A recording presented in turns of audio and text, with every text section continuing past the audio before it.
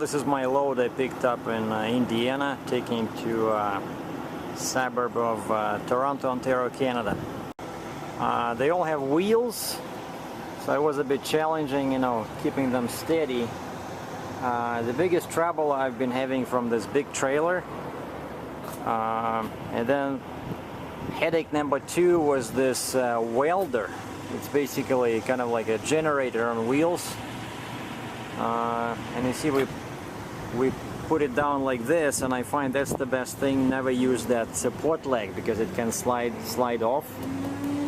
And my chain was, the hook on the chain was small enough I was able to put it into that towing eye. But originally this chain was not at an angle, it was going straight like this. And I put these chains just kind of like around the tire, and one hook was here and the other hook was here. And I put my binder in the back thinking that, you know, that would be kind of like a strap they use on car hauling trailers, but that thing did not work. After a couple of hours I checked on it, and it moved, and both chains were loose. So I took them off. So I took this chain off, and you see I angled it, right? So now it's pulling to the back. And then these ones, I did the same thing. I angled them forward, and instead of using the wheel, I used the axle. And also you see the binder touches the tire still, so it prevents it from going forward. So this way it stayed and it stopped moving. Now the major headache was this big trailer. It's not heavy, it's only about 7,000 pounds, but I put one chain like that over the 2 axles, and I had to be careful because there's wires in there. Something to deal with, something kind of electric wires. They don't look like they have any, yeah, just small wires, but I know I would have cut them. And I did like this, see, thinking that the trailer will move forward. So on this side it was touching the tire, so the tire cannot roll forward. But on the back I needed this space for my binder, right? So I had to do it like this, kind of long. And then in the back it has this tongue, like support leg. And originally the guy that was loading me, he says, "Oh, we loaded like this all the time," and he just put that thing on top of my beam. And as soon as I moved, I was still inside the yard of the ship. I moved like 200 meters, I don't know, 500 feet. I heard some noise, boom, and something shifted. I could feel something shifted on my trailer. I stopped the truck immediately, went to investigate, and I found that see, the support leg slid off the 4x4, and it was sitting like this, and all the chains were loose just after like very short drive. So luckily I caught it right there, and I raised that, and it scratched, of course, it scratched my trailer over there. I hope I don't have a hole in there, but I raised that thing with this handle. I raised it as high as I could, so I don't think it touches too much. So all the main weight now sits on this, and I retightened the chain, and it was still moving, this trailer, because it has such a long overhang in the back. And because of this, because this chain was not touching the tire on both ends, so this damn trailer was moving backwards on me, you know. So it stopped doing that only when I put this another chain over the axle, see, pulling forward, so that now it stopped moving finally. But this was a very big headache. Now the best one was this little thing here that looks kind of like the weld on the front, only this one, it's a thaw frozen ground cure concrete. It's basically, they told me it's a heater. But this one is different because it has these little, you know, brackets, whatever you call them, right, on both sides and here as well.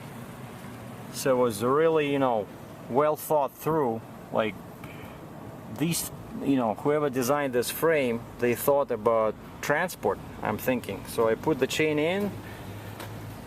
See, this kind of goes like directly down, and this was going a little bit forward, so it moved a couple it moved a bit, but after I tightened it after like a couple of hours, it did move. So 2 chains, one here, one there, and then this one, like heavy duty chain over here. And by the way, this chain also helped prevent the big trailer from moving forward. You see the tongue of the trailer sits on this. So now it's all cool. But still, loads like this, you know, can be a real pain in the butt. It's always best, I find, you know, sometimes what I do is I take a 4x4 and put it like across the trailer like this, and I just put a strap over it, put some kind of plastic edge protector so that the strap does not get destroyed, and make sure that the 4x4 is tight against the tire. And then maybe I put another one over here. But you know, they told me this was light, so I didn't do this here. And you know, you really got to be careful. Everything that can move will move, especially when I was driving on this stretch here near Flying J on I-69 near Lansing, and there's about 3 or 4 mile stretch of the road there where the road is so bad that you keep jumping. And you see, I looked at the trucks on the other side, and they jump like this as well, because it's like a constant wave. And I looked in the mirror, the whole trailer was going like up and down, you know, like that end was going up. So I was afraid I would lose it, but thankfully I think I have enough chains. So I just drove in the fast lane for a while there, in the left lane, because it was not possible to stay in that, you know, I was losing teeth. So anyway, that's my load. And so evidently this is a big construction company, American construction company that has it's windy again, that has some kind of site near Toronto, and they're moving the equipment there. And there was a whole bunch of trucks loading all the same, everybody had the same thing, either a trailer like this or a container, small container, 20-foot long container, a couple of machines, one in the front, one in the back. So there's a whole bunch of us going to the same location, but I don't see other guys because I've been driving slow. I hit some huge jam near Indianapolis, Indiana yesterday, like during the rush hour.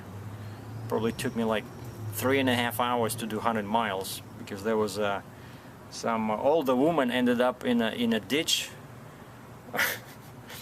like, I don't know, 10 meters, you know, 30 feet away from the pavement. For some reason she was sitting in the middle of the grass facing this way and the traffic was jammed, and she still sits there clinging to the wheel, probably scared. There were cops, everything. So one lane was blocked. It was such a mess, unbelievable.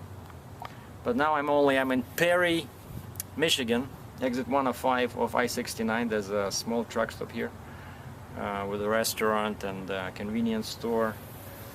And from here it's only 100 miles to the border, and then it's another 2 hours to my home in Cambridge, Ontario. Thanks for watching.